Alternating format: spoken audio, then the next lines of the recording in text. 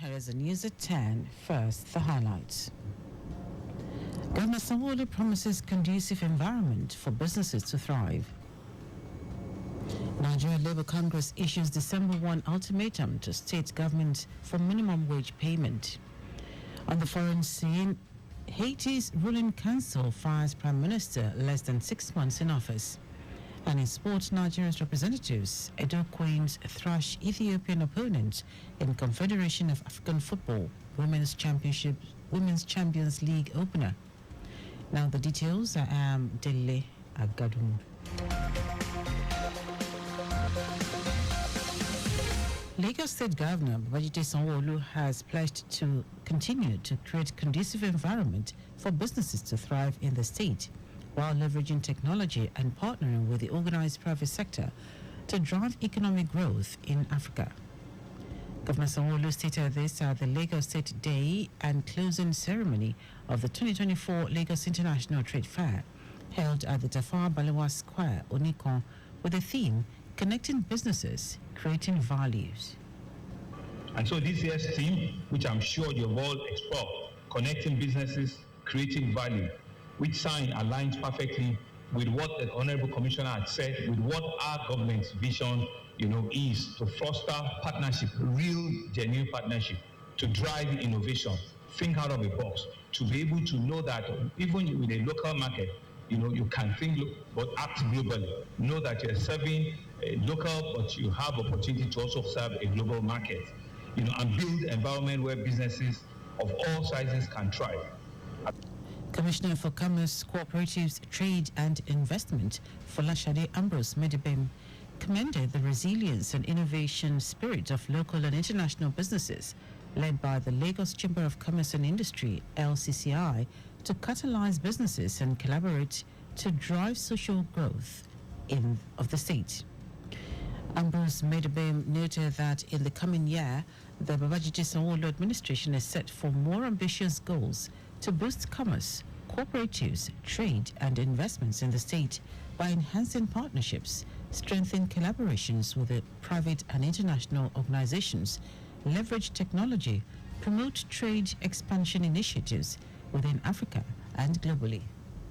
We gather to honor not only the resilient and innovative spirit of our local and international business communities as led by the Lagos Chamber of Commerce and Industry, LCCI, but to underscore the commitment of the Lagos State Government to catalyze business growth, foster collaboration, and drive socio-economic prosperity.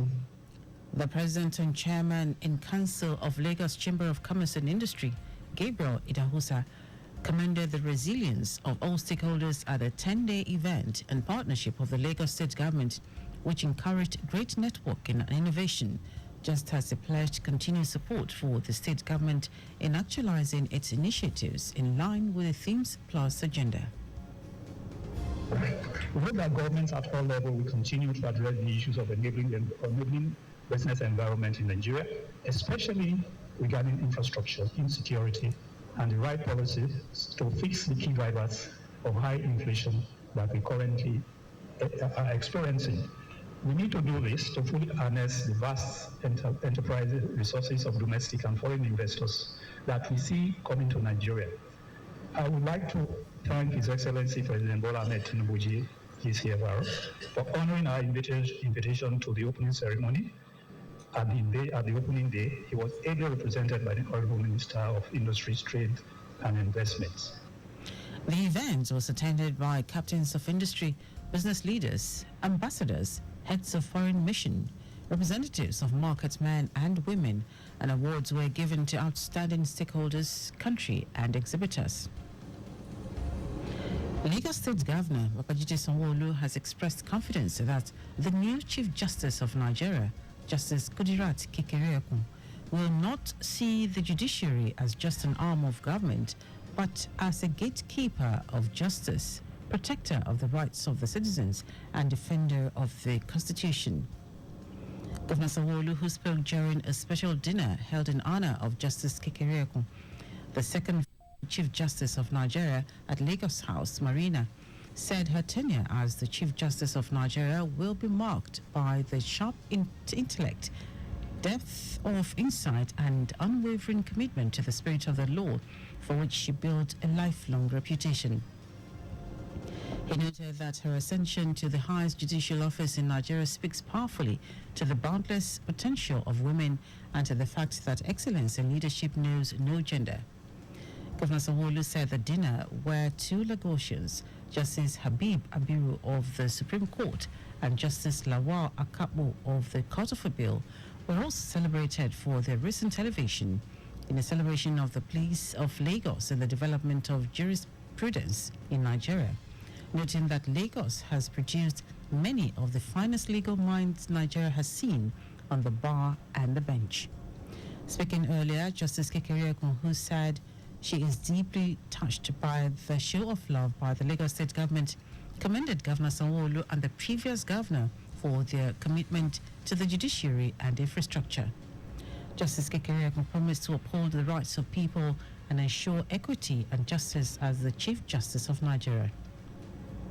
The dinner was attended by Ogun State Governor Dapo Abiodun, wife of Lagos State Governor Ibijoke Sanwo-Olu, Lagos State Deputy Governor Obafemi Hamzat, former Lagos State Governor Babatunde Fashola, Justice Kekere-Ekun's husband Akin Kekere-Ekun, Minister of Justice and Attorney General of the Federation Lateef Fagbemi, Justices of Supreme Court, judges from Court of Appeal and Federal and State High Courts, legal practitioners, traditional and political leaders, among others.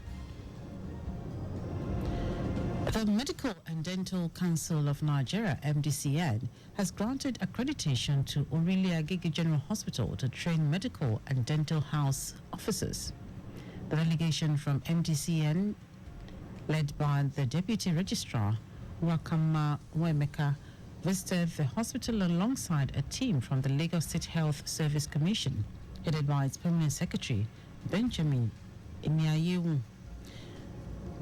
Welcoming the team to the hospital, the Medical Director and Chief Executive Officer of Orile Agege General Hospital, Shola Beton, said the anticipated visit marks a significant milestone for the hospital, setting the stage for enhanced growth, holistic service delivery, and the pursuit of optimal patient care. Beton said the approval followed a comprehensive inspection and assessment of the hospital facilities by the MDCN team, as well as its readiness to host and train house officers on an annual basis. He expressed gratitude to the MDCN team for their dedicated efforts and accrediting Orile Agege General Hospital, affirming the hospital's commitment to meeting and maintaining the council's standards. The technical committee reassessing the integrity of Alao Dam in Borno State and other dams nationwide will present its findings to President Bola Tinubu in December. According to the Minister of Water Resources and Sanitation, Joseph Osev, the report will include detailed designs and recommendations for the overall reconstruction of the 38-year-old dam for future use. Osev said the committee got a renewed charge from the National Economic Council, which held its 144th meeting at the Asa Rock Villa, Abuja, last Thursday. It will recall that at the 17th Federal Executive Council meeting in Abuja in September, the federal government established a technical committee to reassess the integrity of Alao Dam in Borno State and other similar structures nationwide. Earlier that month, Maiduguri was inundated with flood as deteriorated portions of the Alao Dam was overridden by heavy rains affecting more than 23,000 households and ravaged major city locations. And now to the rest of the stories. The Nigeria Labour Congress (NLC) has given state governments a December 1 ultimatum to implement the new minimum wage.